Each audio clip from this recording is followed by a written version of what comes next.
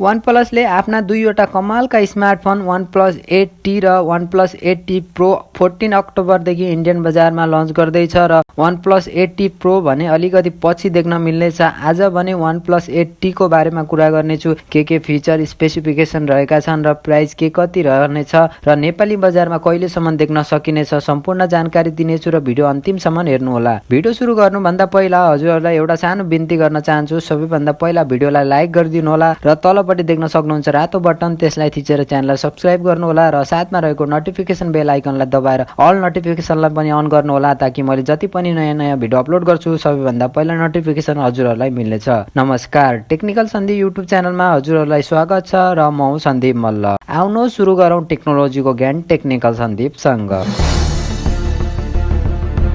OnePlus 8T को बारेमा कुरा गर्ने हो भने सबैभन्दा पहिला यसको डिजाइन र बिल्ड क्वालिटीबाट सुरु गरौँ। 6.55 इन्चको full HD fold AMOLED 1080x2400 पिक्सलको स्क्रिन रेजुलेसन 20.9 एक्सपेक्ट रेसियोका साथ यसको डिस्प्ले देख्न सकिन्छ भने यसमा कोर्निङ गोरिल्ला ग्लास 5 को प्रोटेक्सन रहेको छ र 120 GHz को हाई रिफ्रेश रेट देख्न मिल्नेछ र अपरेटिङ सिस्टमको कुरा गर्ने हो भने एन्ड्रोइड 11 देख्न मिल्नेछ। प्रोसेसर भने क्वालकमको Snapdragon 865 octa core chipset processor देख्न सकिन्छ जो एकदमै लेटेस्ट प्रोसेसर रहेको छ र गेमिङका लागि पनि एकदमै राम्रो प्रोसेसर रहेको छ। र यसैगरी यसको क्यामेराको कुरा गर्ने हो भने पछाडिपट्टि चारवटा क्यामेरा देख्न सकिन्छ जो मेन क्यामेरा 48 मेगापिक्सल र second camera 16 megapixel, third camera 5 megapixel र फोर्थ क्यामेरा 2 मेगापिक्सल यसमा देख्न सकिन्छ भने यसमा 32 मेगापिक्सलको फ्रन्ट क्यामेरा देख्न सकिन्छ र क्यामेरा फिचर र क्वालिटी एकदमै राम्रो रहेका छन् र अन्डर डिस्प्ले फिङ्गरप्रिन्ट सेन्सर पनि रहेको छ। ब्याट्रीको कुरा गर्ने हो भने 4500 mAh को एकदमै पावरफुल ब्याट्री देख्न सकिन्छ।